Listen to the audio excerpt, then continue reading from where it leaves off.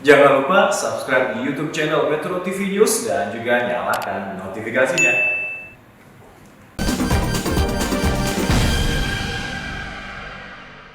Dipersembahkan oleh, didukung oleh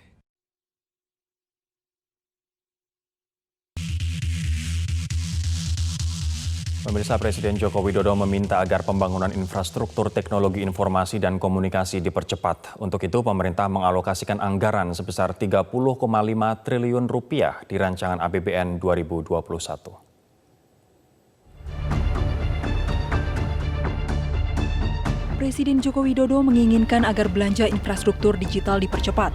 Hal itu diperlukan untuk mendorong efisiensi, meningkatkan konektivitas, dan logistik antar daerah melalui ruang digital. Selain itu, di masa pandemi seperti saat ini, infrastruktur digital yang mumpuni menjadi sangat penting bagi masyarakat. Segera lakukan percepatan, perluasan akses, dan peningkatan infrastruktur digital. Saya kira kemarin kita sudah bicara dengan Menkominfo mengenai ini. Kemudian percepatan penyediaan layanan internet di 12.500 desa atau kelurahan, serta di titik-titik layanan publik. Saya minta juga yang berkaitan dengan regulasi, berkaitan dengan skem pendanaan dan pembiayaan transformasi digital segera disiapkan secepat-cepatnya.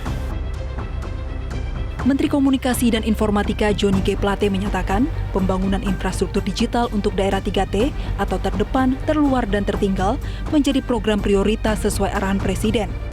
Diharapkan seluruh daerah 3T akan mendapatkan sinyal 4G pada 2022.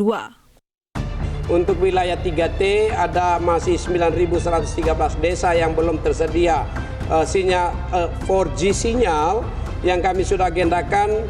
Mudah-mudahan tahun 2022 itu seluruhnya di seluruh Indonesia sudah selesai pembangunan infrastruktur TIK di wilayah 3T, dan wilayah non 3T atau wilayah komersial masih tersisa 3.435 desa kelurahan yang kami sudah punya komitmen bersama-sama perusahaan seluler untuk menyelesaikannya. Jadi kami harapkan ya dalam roadmap pembangunan infrastruktur TIK selesai tahun 2022. Dan Bapak Presiden memberikan arahan tegas untuk memastikan itu dilaksanakan.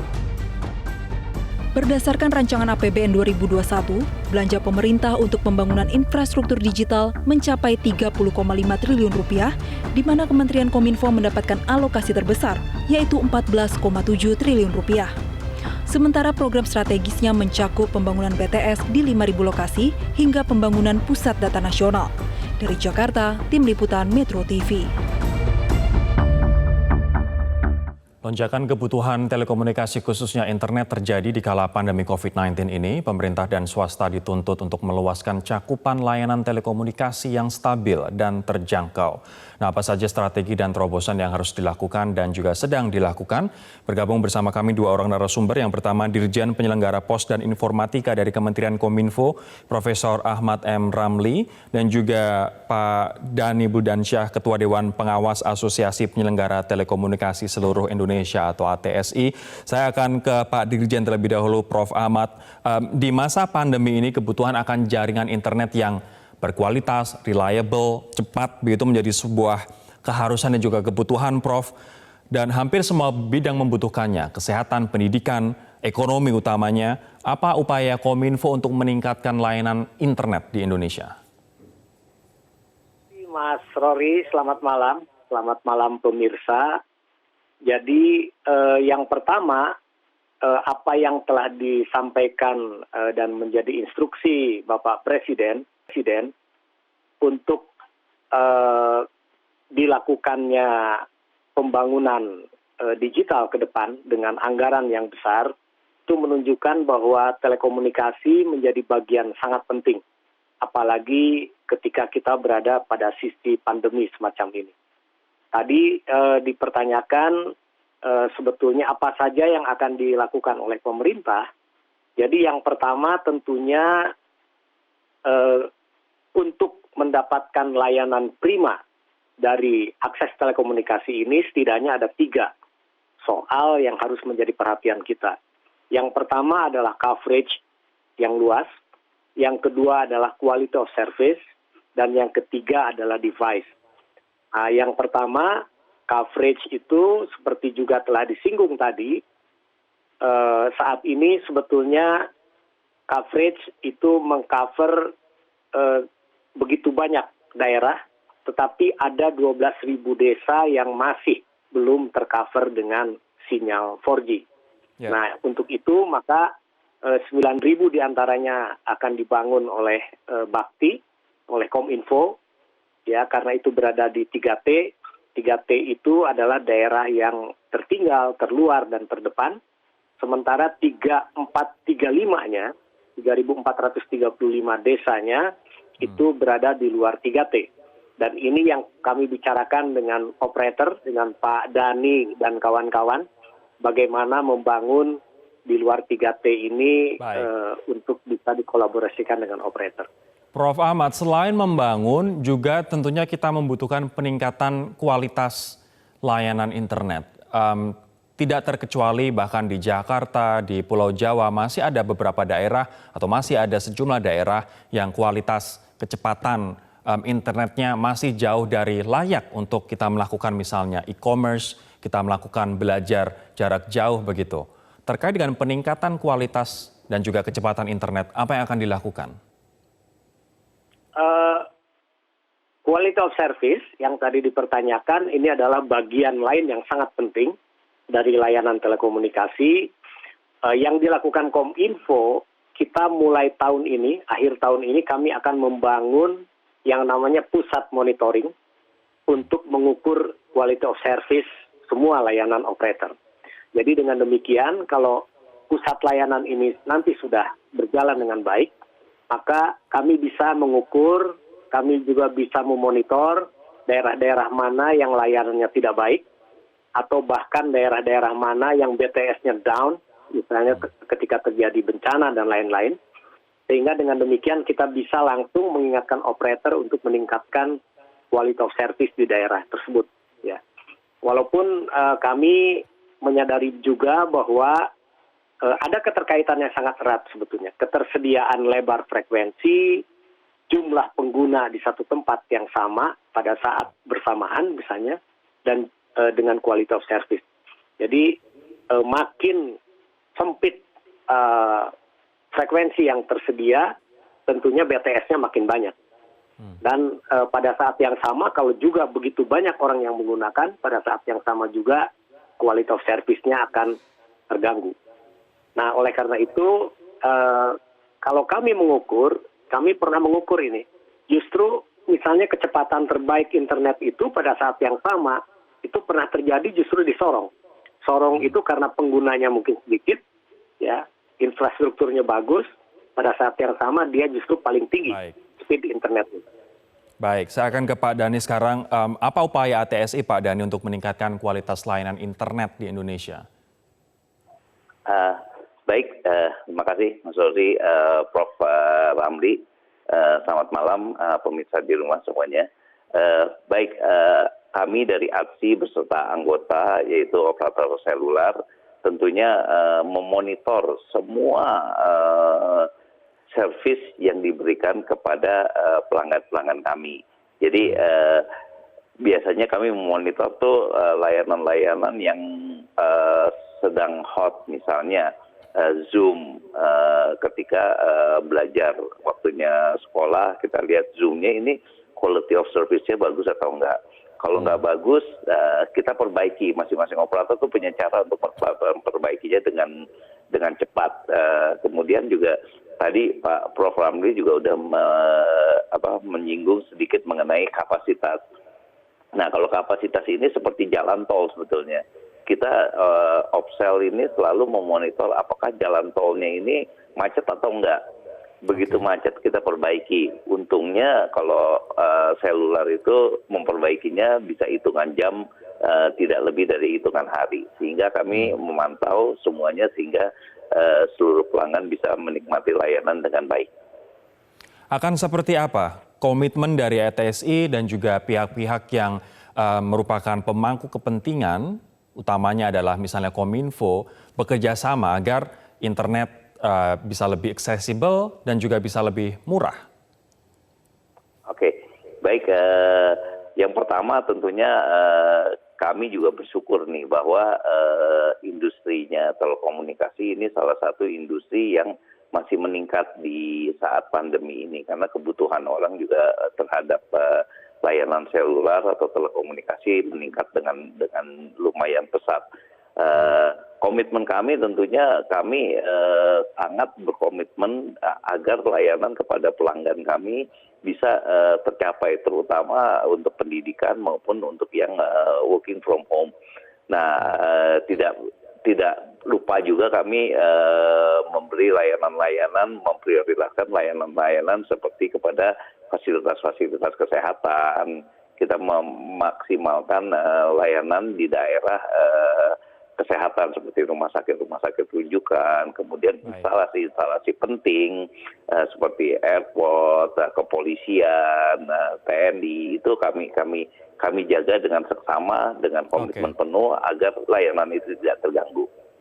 Bapak-bapak, kita akan jeda terlebih dahulu, pemirsa. Nanti saya akan tanyakan kepada Prof. Ramli, apa yang kemudian akan dilakukan untuk bisa meningkatkan daerah-daerah yang saat ini, data yang saya punya, 76.428 desa baru tercover jaringan 2G, 67.000 desa dengan 3G, dan 70.000 desa serta kelurahan sudah ada layanan 4G. Mereka yang saat ini masih 2G atau 3G, bagaimana agar bisa naik kualitas internetnya menjadi 4G? Apa strateginya? Apa gebrakannya? Kami akan kembali sesaat lagi.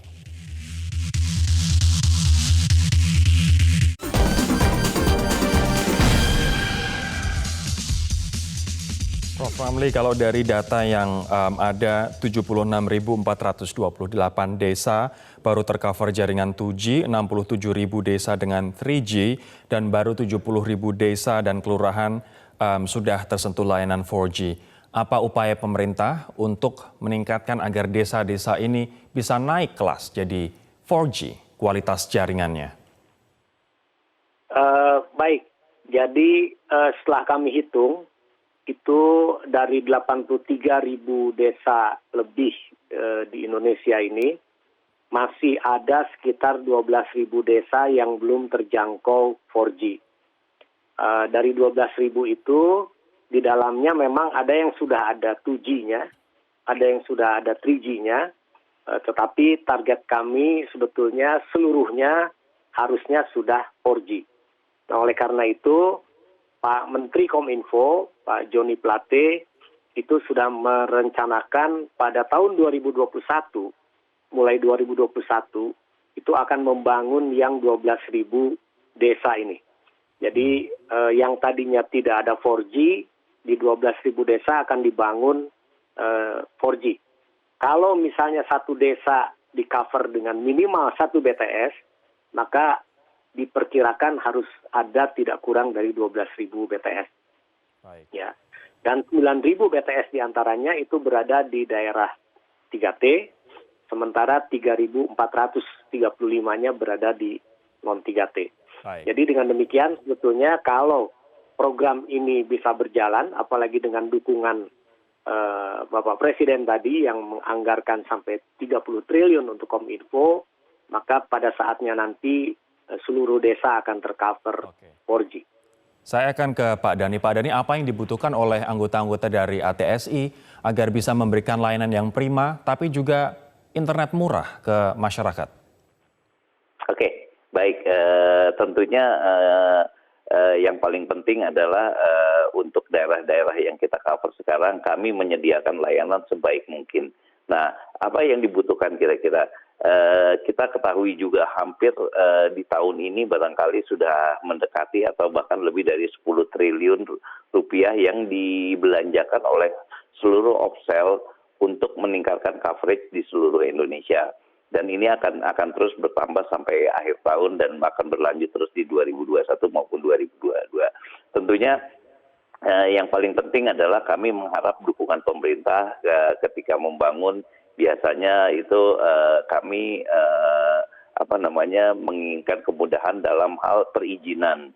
Nah, perizinan ini biasanya agak rumit untuk membangun BTS, membangun fiber optik. Nah, kami berharap bantuan pemerintah agar pembangunan itu, izin-izin pembangunan itu bisa dipermudah sehingga coverage kita bisa, kualitas jaringan kita bisa bertambah dan pembangunan Opsel ini bisa lebih cepat dan lebih baik.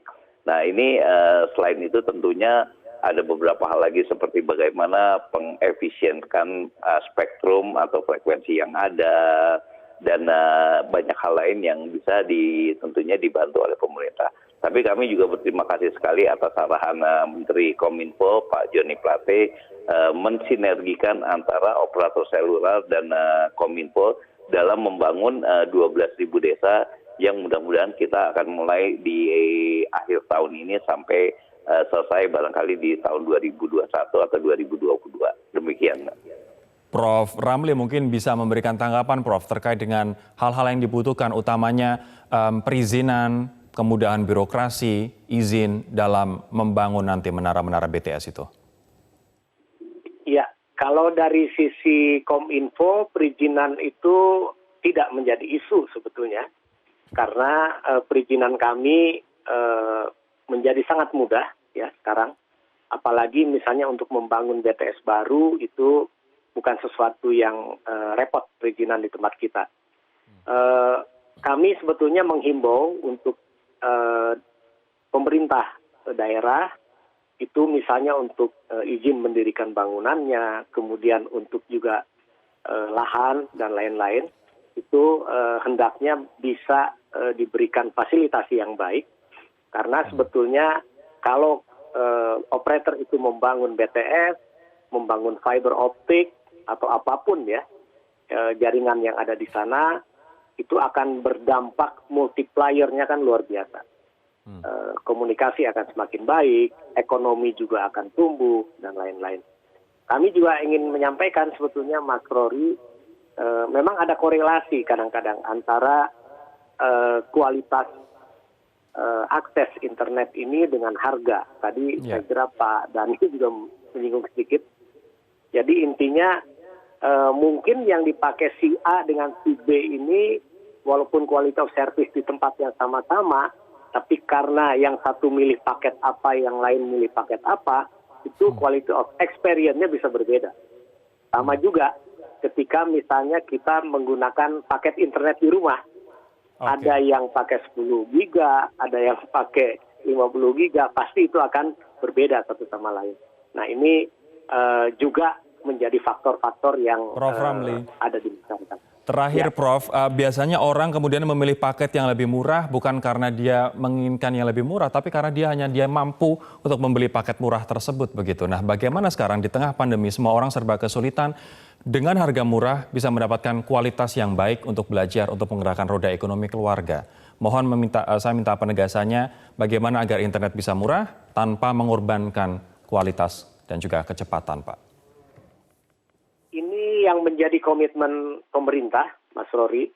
Jadi kami tadi pagi juga mengundang beberapa operator.